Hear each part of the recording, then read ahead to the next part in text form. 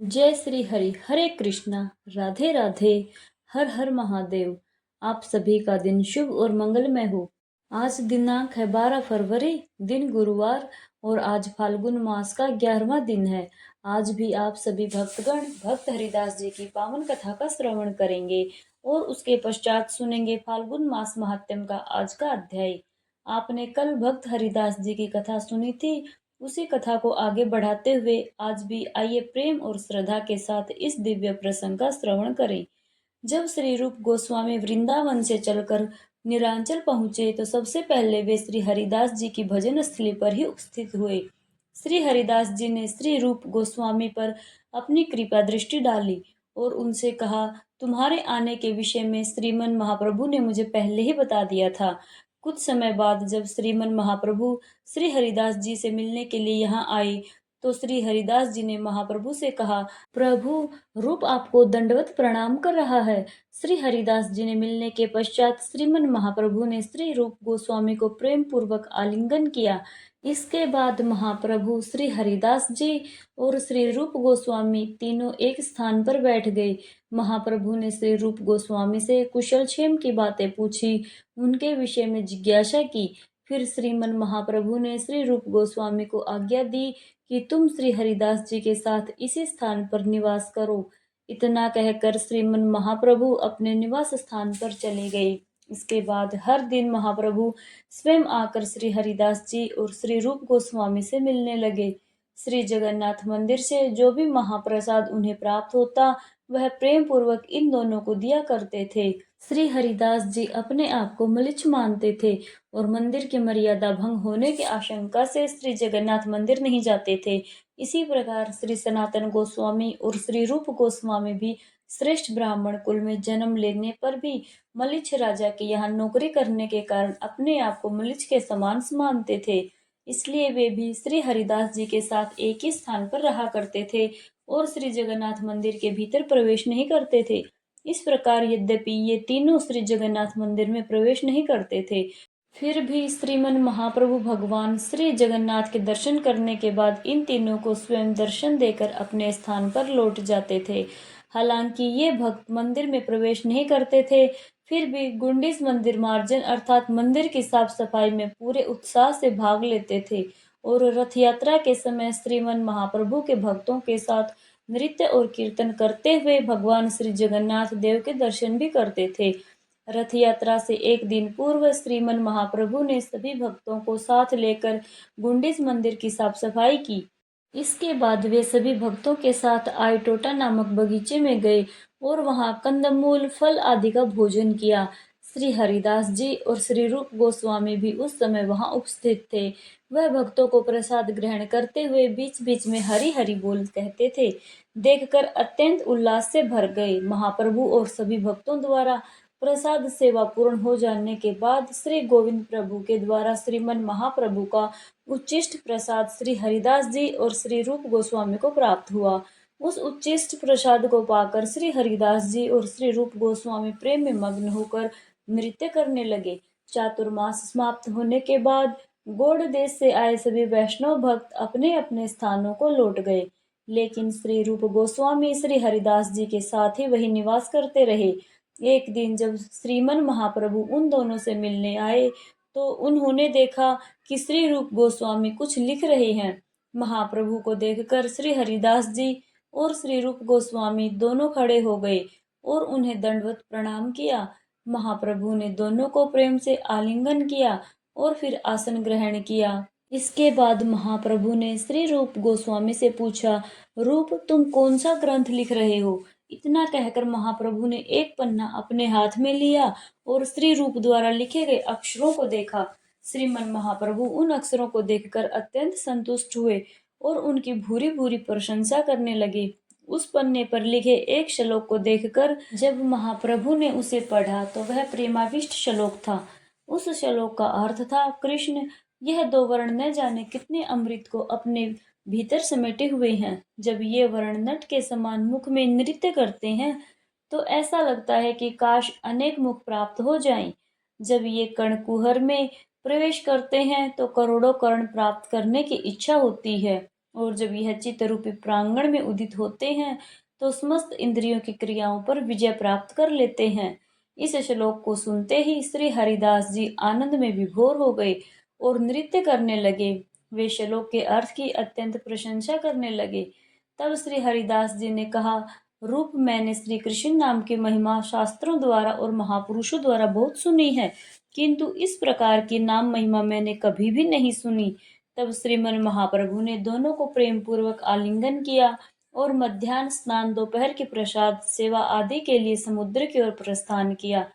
किसी अन्य दिन बहुत से भक्तों के साथ आकर महाप्रभु ने श्री रूप गोस्वामी द्वारा लिखे गए अनेक श्लोकों का श्रवण किया। सभी भक्तों सहित महाप्रभु ने श्री रूप गोस्वामी की बहुत प्रशंसा की। जब महाप्रभु अपने भक्तों को लेकर लौट गए तब श्री हरिदास जी ने श्री रूप गोस्वामी को आलिंगन किया और कहा, रूप, तुम्हारे भाग्य की तो कोई सीमा ही नहीं है। तुमने जिन श्रेष्ठ विचारों का वर्णन किया है उनकी महिमा कौन जान सकता है। तब श्री रूप गोस्वामी ने विनम्रता से कहा, मैं कुछ भी नहीं जानता। जो कुछ मुझसे कहलवाया जा रहा है वह सब श्रीमन महाप्रभु की कृपा से ही हो रहा है। इस प्रकार श्री रूप गोस्वामी और श्री हरिदास ठाकुर श्री कृष्ण कथा के रस में सुखपूर्वक अपना समय व्यतीत करने लगे। एक बार श्री सनातन गोस्वामी मथुरा मंडल से अकेले झारखंड के घने वनप्रस्थ से होते हुए पुरुषोत्तम धाम अर्थात श्री जगन्नाथपुरी की ओर जा रहे थे। लंबी यात्रा मार्ग में शुद्ध जल का अभाव और लगातार उपवास के कारण शरीर में गंभीर चर्म रोग हो गया।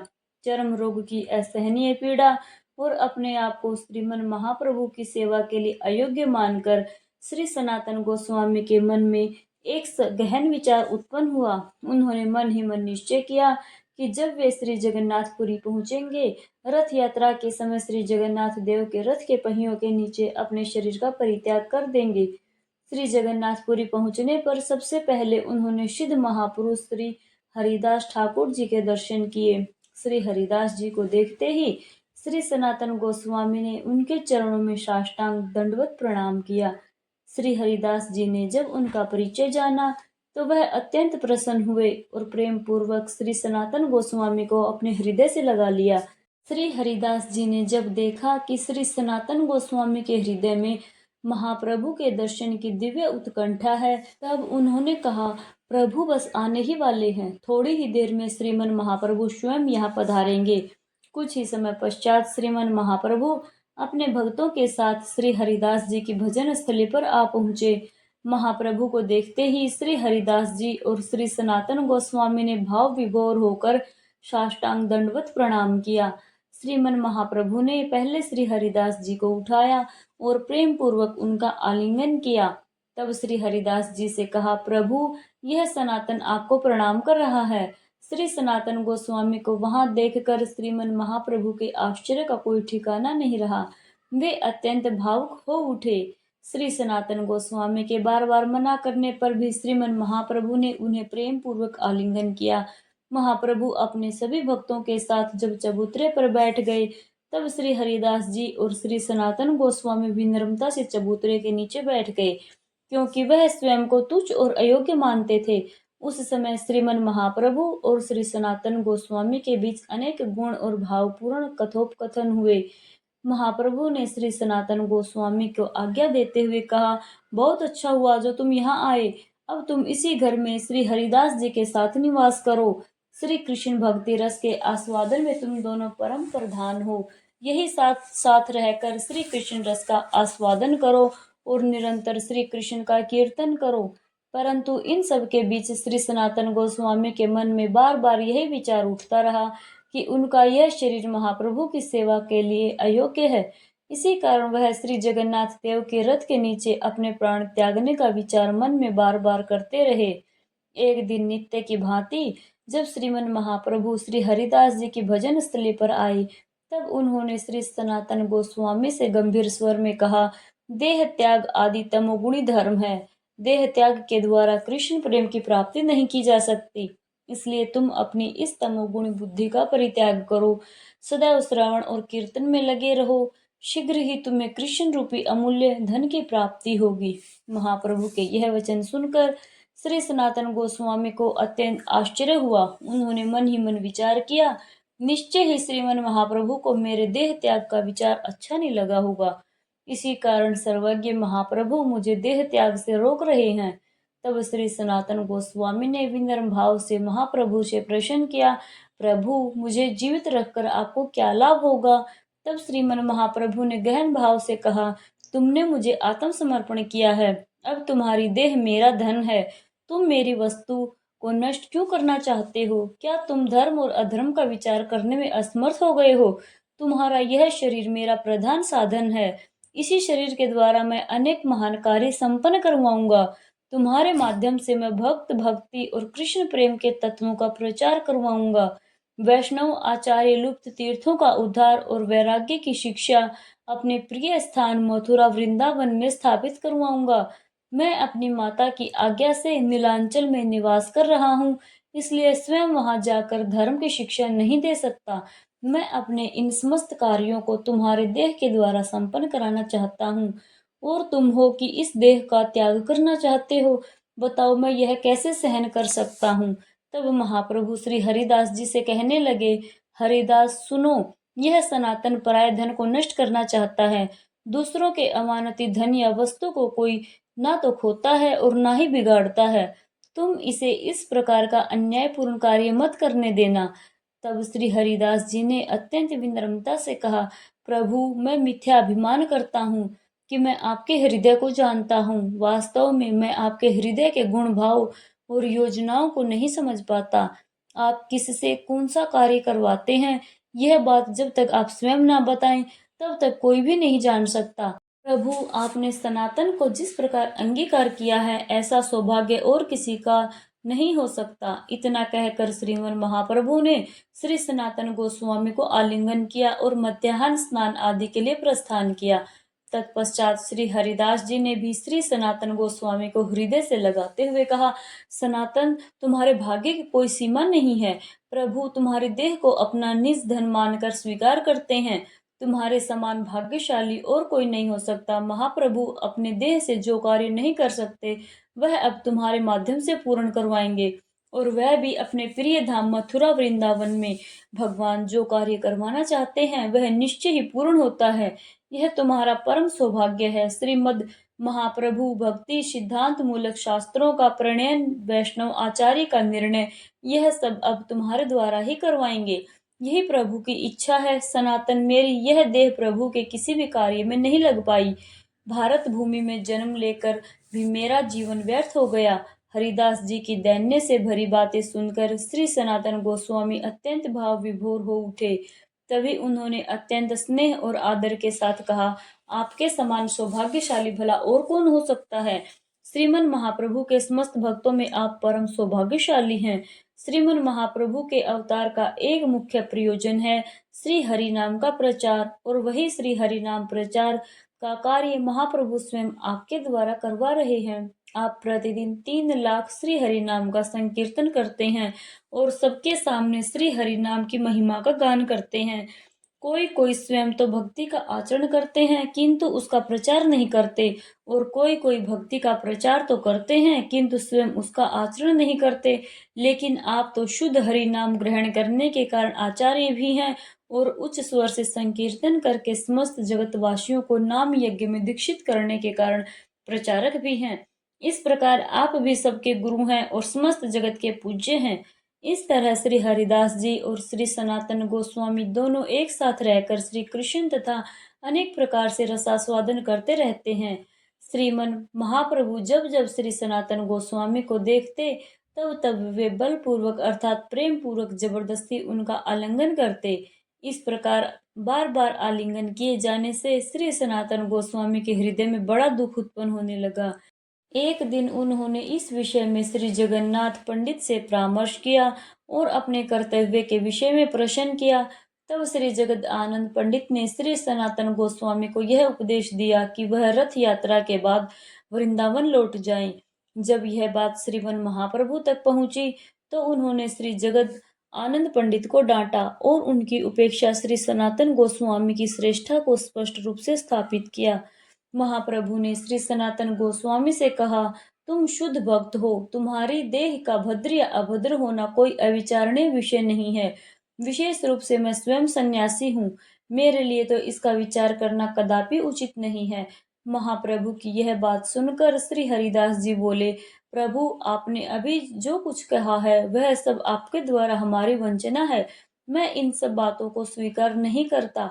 हम जैसे पतित और अधम जीवों को आपने जो अंगीकार किया है, उसी से आपकी दीन दयालुता का गुण स्वतः ही प्रकाशित हो जाता है। श्री हरिदास जी की यह बात सुनकर श्रीमन महाप्रभु मुस्कुराए और बड़े प्रेम से बोले, सुनो हरिदास और सनातन, तुम दोनों के प्रति मेरे मन में जो भाव है उसे अब मैं प्रकट करता हूँ। तुम दोनों मुझे लालन योग्य प्रतीत होते हो और मैं स्वयं को तुम्हारा लालन करने वाला मानता हूँ। जो अपने लाल को लालन करता है वह उसके दोष को नहीं देखता। मैं तुम्हारे गौरव सम्मान अथवा पूजा का पात्र हूँ। यह भाव भक्त प्रेम वात्सल्य से भरे मेरे मन में कभी नहीं आता। मैं तो तुम सबको अपना बालक ही समझता हूँ। प्रभु के इन वचनों को सुनकर श्री हरिदास जी बोले, प्रभु आप तो स्वयं ईश्वर हैं, अत्यंत दयामय हैं। आपके हृदय की गंभीरता को कोई भी नहीं समझ सकता। वासुदेव विपरीत के अंगों में गलित कुष्ठ था, ऐसा कुष्ठ जो शरीर को गलाने वाला था और उनके अंगों में कीड़े तक पड़ चुके थे।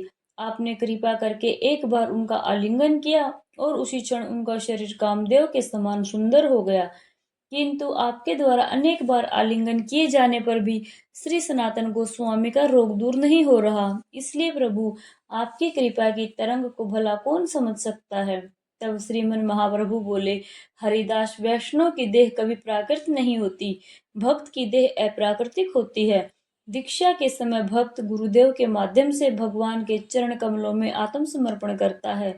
उसी समय श्री कृष्ण उसे अपने समान चिदानंद में बना देते हैं। भगवान भक्त को कोई दूसरी देह नहीं देते, बल्कि उसकी उसी देह को चिदानंद में बना देते हैं और भक्त उसी देह से भगवान की सेवा करता है। महाप्रभु आगे बोले, हरिदास, श्री कृष्ण ने श्री सनातन की देह में चरम रोग उत्पन्न करके मेरी परीक्षा के लिए ही उन्हें नीलांचल भेजा है। यदि मैं इसे घृणा करके इसका आलिंगन नहीं करता तो मैं स्वयं श्री कृष्ण के समक्ष अपराधी बन जाता। सनातन स्वयं श्री भगवान के पार्षद हैं, उनकी देह में दुर्गंध कहाँ है। मैंने तो पहले ही दिन उन्हें आलिंगन करते समय चंदन, कस्तूरी, केसर और आगे की दिव्य सुगंध का अनुभव किया था। श्री सनातन गोस्वामी की ओर देखकर महाप्रभु ने कहा, सनातन, तुम तनिक भी दुखी मत होना, तुम्हें आलिंगन करके मुझे अत्यंत सुख की अनुभूति होती है। यद्यपि श्रीमन महाप्रभु यह कह रहे थे कि भगवान ने उनकी परीक्षा के लिए ही श्री सनातन गोस्वामी को रोगग्रस्त करके भेजा है, फिर भी ऐसा प्रतीत होता है कि वास्तव में श्रीमन महाप्रभु श्री सनातन गोस्वामी के साथ साथ श्री हरिदास जी की भी अनेक प्रकार से परीक्षा ले रहे हैं। और जब दोनों भक्त इस परीक्षा में समान रूप से उत्तीर्ण हो गए, तब आज परीक्षा समाप्त होने पर श्रीमन महाप्रभु ने पुनः श्री सनातन गोस्वामी का आलिंगन किया और देखते ही देखते श्री सनातन गोस्वामी का चरम रोग पूर्णतः दूर हो गया तथा उनकी देह स्वर्ण के समान उज्जवल हो गई। महाप्रभु की इस अद्भुत लीला को देखकर श्री हरिदास जी चमत्कृत हो उठे और बोले, प्रभु, यह सब आपकी लीला ही है।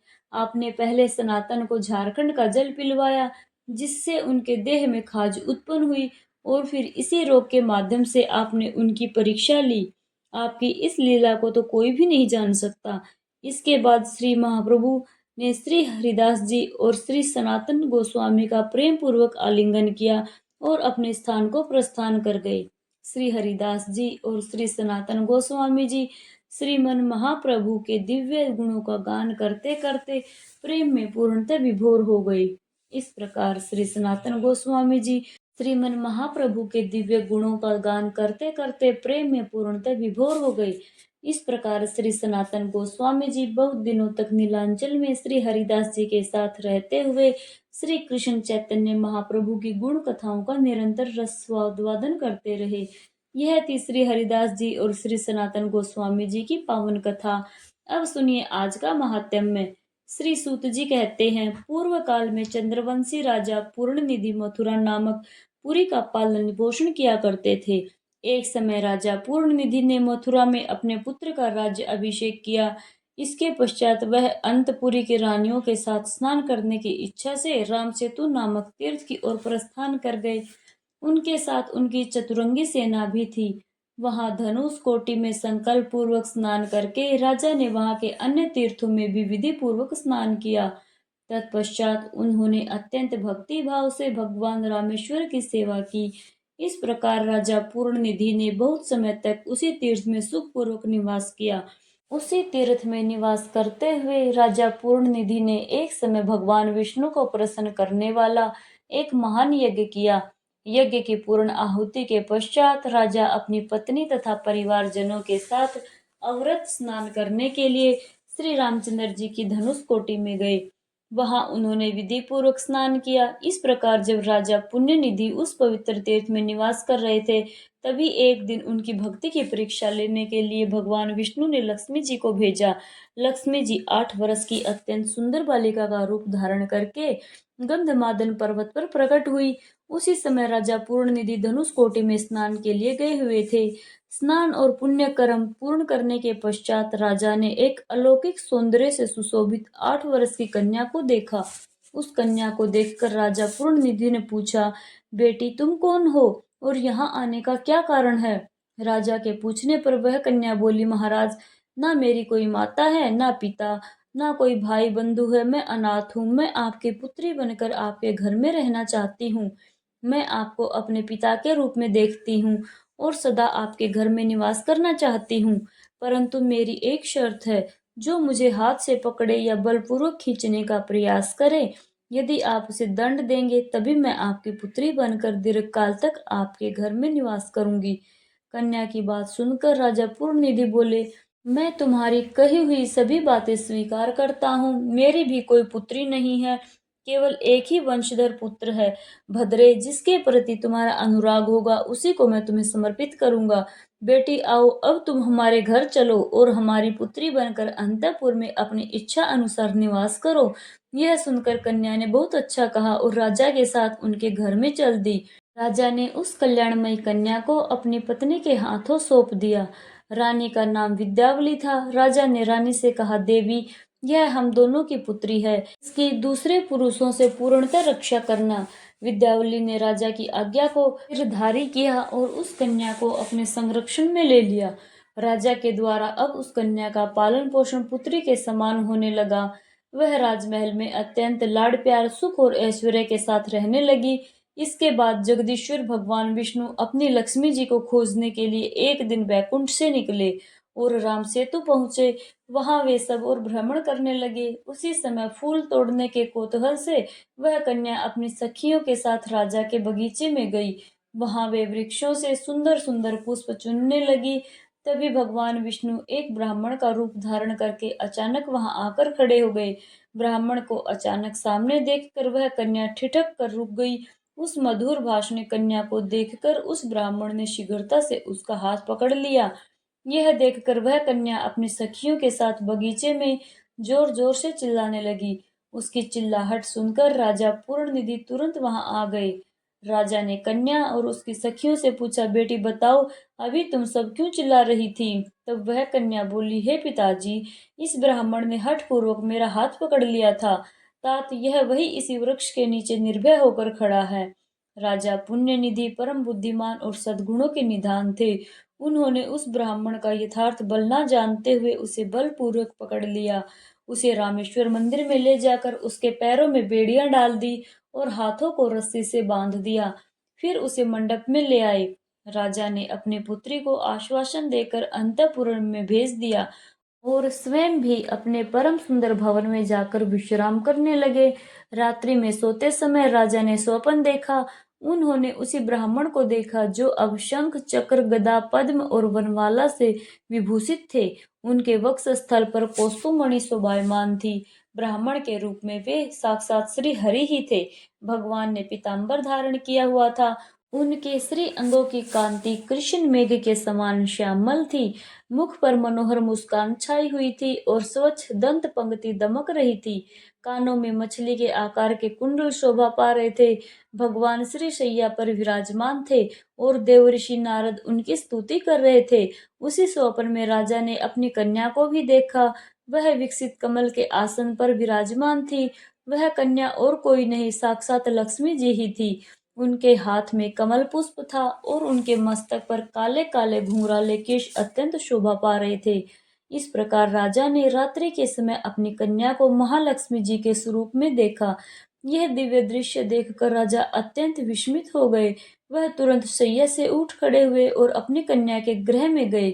वहां जाकर उन्होंने अपनी कन्या को ठीक उसी रूप में देखा जैसा उन्हें स्वप्न में दर्शन हुआ था। प्रातःकाल सूर्य उदय होने पर राजा पुण्यनिधि अपनी कन्या को साथ लेकर रामेश्वर मंदिर पहुंचे।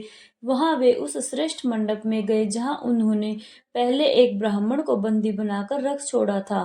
उस स्थान पर पहुंचकर राजा ने उस ब्राह्मण देवता को साक्षात श्री हरि के रूप में देखा। वह रूप बिल्कुल वैसा ही था जैसा राजा ने स्वप्न में देखा था। वनमाला, दिव्य चिन्हों और तेज से युक्त भगवान विष्णु को पहचान कर राजा भाव विभोर हो उठे। तभी राजा पूर्णनिधि ने भगवान की इस प्रकार स्तुति आरंभ की। हे कमलकांत, आपको मेरा कोटि कोटि प्रणाम है। हे गरुड़ ध्वज, कृपया मुझ पर प्रसन्न होइए। हे शंख चक्रधारी, आपको मेरा प्रणाम है। हे प्रभु, मेरे अपराध को क्षमा कीजिए। आप निर्गुण, अप्रिय और बुद्धि के साक्षी भगवान विष्णु हैं। आपको मेरा बारंबार प्रणाम है। हे कृपा मूर्ति, हे मधुसूदन, मेरा यह अपराध कृपया क्षमा कीजिए। राजा को अपनी भूल का गहरा प्रायश्चित हो रहा था।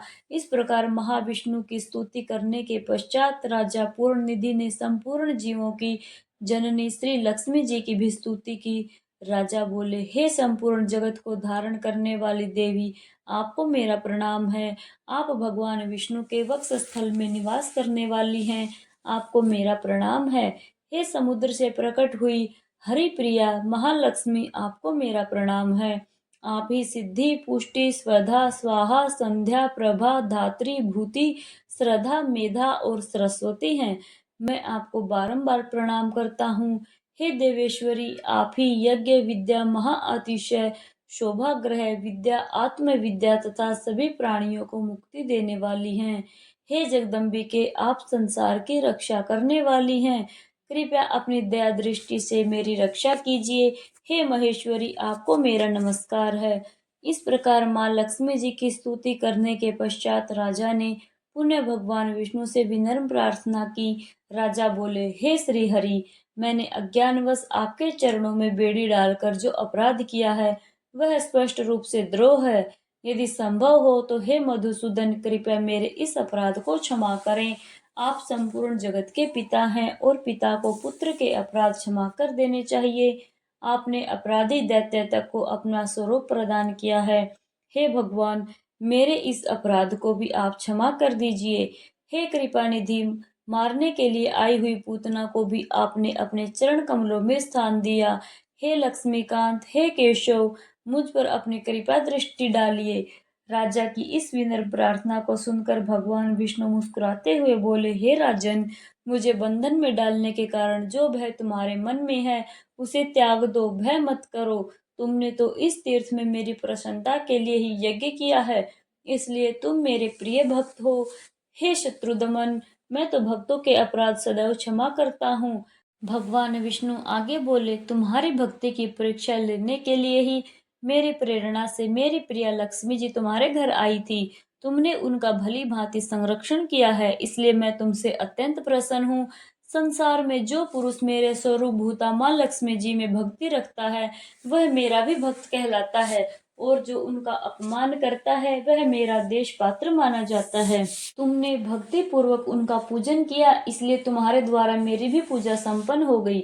क्योंकि लक्ष्मी जी मुझसे अभिन्न है, इसलिए तुमने कोई अपराध नहीं बल्कि पूजन ही किया है। मेरे स्वरूप भूता लक्ष्मी जी संपूर्ण जगत की माता और वेद्य रूपा है। उनकी रक्षा करते हुए जो तुमने मुझे बंधन में डाला वह मुझे अत्यंत प्रिय लगा, और यह लक्ष्मी जी वास्तव में तुम्हारी पुत्री हैं। तब लक्ष्मी जी भी बोली, हे राजन, तुमने अपने घर में मेरी रक्षा की, इससे मैं तुम पर बहुत प्रसन्न हूँ। तुम्हारी भक्ति की परीक्षा लेने के लिए ही मैं और भगवान दोनों यहाँ आए थे। तुम्हारे मन, संयम, योग और भक्ति भाव से हम दोनों अत्यंत प्रसन्न हैं। हमारी कृपा से तुम्हें सदा सुख की प्राप्ति होगी। हमारे चरणों में तुम्हारी अविचल भक्ति सदैव बनी रहेगी। देहवसान के बाद तुम्हें मोक्ष की प्राप्ति होगी। इसके पश्चात भगवान विष्णु पुनः बोले, हे राजन, जिस रूप में तुमने मुझे यहाँ बेड़ी से बांधा है, उसी रूप से मैं इस मंडप में सदैव निवास करूंगा। यह मेरी प्रसिद्धि सेतु माधव के नाम से होगी। जो मनुष्य यहाँ सेतु माधव की पूजा और सेवा करेंगे, वह संपूर्ण मनोरथों को प्राप्त करेंगे और अंत में मोक्ष को पाएंगे। तुम्हारे द्वारा किए गए मेरे और लक्ष्मी जी के स्तोत्र जो श्रद्धा से पढ़ेंगे, सुनेंगे या लिखेंगे, उनकी मेरे परम धाम से कभी पुनरावृत्ति नहीं होगी। ऐसा कहकर भगवान विष्णु सदैव के लिए वही निवास करने लगे। राजा पुण्य निधि ने सेतु माधव रूपी भगवान विष्णु को प्रणाम किया, भक्ति भाव से उनकी महापूजा की और श्री रामेश्वर का सेवन कर अपने ग्रह को लौट गए। मथुरा में उन्होंने अपने पुत्र को राजा बनाया और स्वयं जीवन भर सेतु तीर्थ में निवास किया। मृत्यु के पश्चात उन्हें मोक्ष की प्राप्ति हुई। उनकी पत्नी विद्यावली भी पति के साथ उत्तम गति को प्राप्त हुई। जो प्रतिदिन सेतु तीर्थ में भक्ति पूर्वक सेतु माधव का दर्शन करता है, उसे पुनर्जन्म नहीं मिलता। जो सेतु तीर्थ की रेणु गंगा जी में अर्पित करता है, वह बैकुंठ धाम को प्राप्त होता है। जो गंगा जल से भगवान रामेश्वर को स्नान कराता है और उसका भार सेतु तीर्थ में रखता है, वह ब्रह्म को प्राप्त होता है। हे ब्राह्मणों, इस प्रकार तुमसे भगवान सेतु माधव की महिमा कही गई। ऋषियों से ऐसा कहकर श्री सूत जी महाराज कुछ क्षणों के लिए मौन हो गए। जय भोलेनाथ, हर हर महादेव, श्री शिवाय नमस्तुभ्यम। आज के अध्याय में बस इतना ही। आगे की कथा आप सभी अगले अध्याय में सुनिएगा।